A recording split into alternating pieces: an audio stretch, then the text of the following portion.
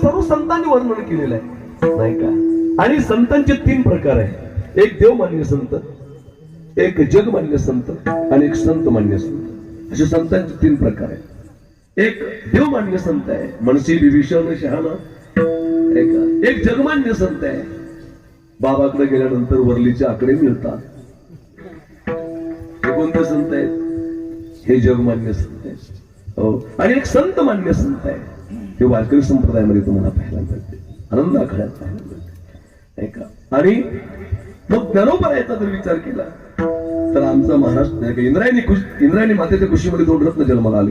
एक तुकोबर आहे आणि ज्ञानोबर आहे. सर्व संतांनी हा महाराष्ट्र नाही हरी भजने हे ढोलले जग चुकविला लाग कळी काळाचा. ही संतांची अलौकिकता आहे.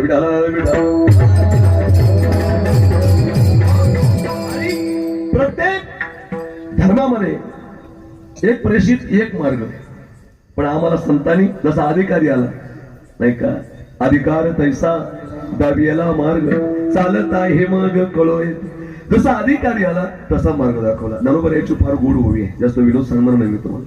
ज्ञानोबरायाची फार सुंदर ओवी ज्ञानेश्वरीमध्ये आलेली आहे की संतांनी जसा अधिकारी आला तसं ज्ञान त्यांना दिलं नाही का. जे सायासे स्तन्य सेवी ज्ञानोबराय सांगतात, ते पक्वाने केवी जेवी म्हणून बालका जैसी नेदावी धनुर्धरा. जसा अधिकारी आला तसा संतांनी मार्ग त्या ठिकाणी दाखवला. नामदेवजी महाराज पठारे यांच्या मुखातून मी दृष्टांत ऐकला होता, तुम्ही पण ऐकला असेल. आताच्या पिढीला माहित नाही. पठारे महाराज एक अलौकिक साधू त्या ठिकाणी. आणि पहिले एसटीचा प्रवास होता महाराज लोकायला.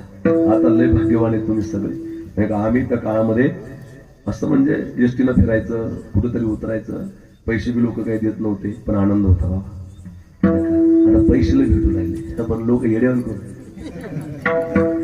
आनंद होता. मग असं गेलो आम्ही आणि गेल्यानंतर एका एसटीचा प्रवास असं फाट्यावर उतरलो. त्या महाराजांनी सांगल्या दृष्टांत तिथं गावात जायचं होतं. त्या माणसाने विचारलं, हो काका मला गावात जायचंय, किती वेळ लागेल? तो मला धका म्हणलो काय बेकार माणूस आहे, मला प्रेमाने विचारत नव्हतो निघा. तेवढं थोडं पुढे गेल्यावर त्याने आवाज दिला, ओ थांबा. काय म्हणले? तुम्ही बरोबर 15 मिनिटात पोहोचता. मग तेव्हा त्याला रोग आला तुम्हाला सांगा.